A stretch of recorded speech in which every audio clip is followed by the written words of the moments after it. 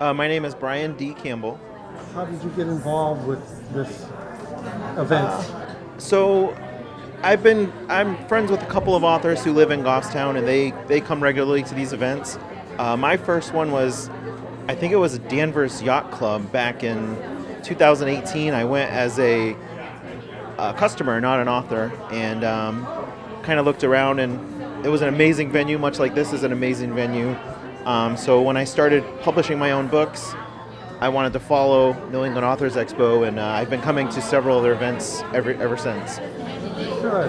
Talk a little bit about the books that you have now. Sure. So I have a couple of mystery novels that I wrote. One's called The Third King, Coronation. It's part one. And then my second book is Guardian Angel, True Calling. They're part one and part two of a series. And then I've written a couple of books in other genres. I have sort of a feel-good fiction, The Center Bench All-Star. I have a book about Edgar Allan Poe, a lot of facts and speculation about Poe's life and death. His death is still a mystery to this day. How did that come about? I love Edgar Allan Poe. I'm a big fan. And I've always kind of wanted to write a story around his death. There's a really, they found him in someone else's clothes at a bar in Baltimore. And nobody knew why he got there, how he died. There's all kinds of stories and speculation. So I thought that would be a pretty cool story. And in my book, there's actually some time travel involved, which, just makes it even more interesting. So modern day scientist discovers time travel and goes back and meets his hero, Edgar Allan Poe, as his sort of his test journey to test his methods. And so we learn a whole lot about Edgar Allan Poe through the process. What was your latest book? My latest book is a dystopian fiction. It's called The Silver Rain. So this is a comet is speeding toward Earth, futuristic, not present day, and scientists try something called asteroid laser ablation, where they fire a laser at it in order to try and. The idea is that it heats the inner core of the comet in this case, and causes it to outgas and maybe change its course. Well, instead of getting it to change course, they obliterate it, and it explodes into a whole bunch of small dust particles and tiny particles, which dust particles will actually enter the Earth's atmosphere. And so the Earth is kind of covered in a silver lead dust, which comes from the inner core of the comet, and so causes all kinds of problems. I'm curious about the background on that. How did that come about? Just from my twisted brain. I get you. Yeah. We're all a little twisted. So, it just kind of snowballs into a story and take it from there. That's great. Well, thank you for being here today. Absolutely. And contact information. Sure. I'm on Amazon, so I have an author page on Amazon. Just search Brian D. Campbell. I also have a website. It's redcliffpress.wordpress. Redcliffe Press is a registered trade name that I publish my own books through. I'm self-published, but I use the name Redcliffe Press to sort of separate my personal life from my author life. But they are self-published books. Your name?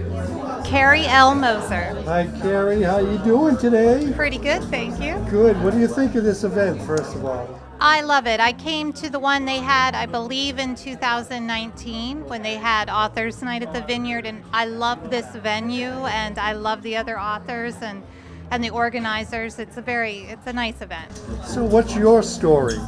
Oh, my story is I'm an Army wife and an Army brat who grew up all over the country, moving all around, and fell in love with Maine when we were stationed there.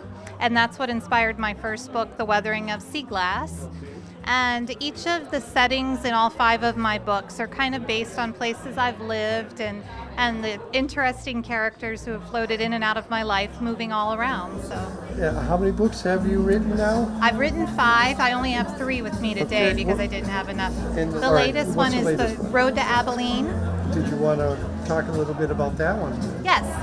The Road to Abilene. Abilene is the main character. She's 16 years old in the summer of 1992. When a family tragedy upends her life and sends her on a quest to find her father, who's a soldier. And through finding her father, she also falls in love with a young soldier and begins her journey as an Army wife. And it's a romance, but it's also connects back to her very best friend in the one tragic summer in 1992. And and it kind of just weaves in and out of her life for a decade. The main characters are all very real to me, and I guess they come to me in little trickles, and then they start to grow, and once a main character becomes fully formed in my mind, that's when I kind of roll with their stories. Good, very good. Well, how about the process? Does it take I get it in a day? Or is how many months does it take, and what kind of process do you take? The process, like weathering of sea glass, it tinkered around in my mind for maybe 2 years before I even wrote a word. Once I have the story, the characters, and the plot, I just kind of let it percolate. But once I know the final destination and I can picture the last scene or the last conversation, that's when I'll sit down to actually put words on my laptop. Contact information, if you don't mind. Yes. I have an author page on Facebook, Karri L. Moser Author, and my email, k.moserwrites, WRITES, @gmail. Any of these in the bookstores? Yes.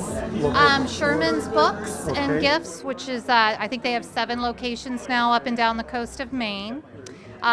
Whispering Sands in York has some copies. I'm not sure how many they have on hand at the moment. Dock Square Emporium in Kennebunkport, Maine. Excellent. Good. Thank you very much. Thank you. Thank you for being here, too. Yes, thanks for having me.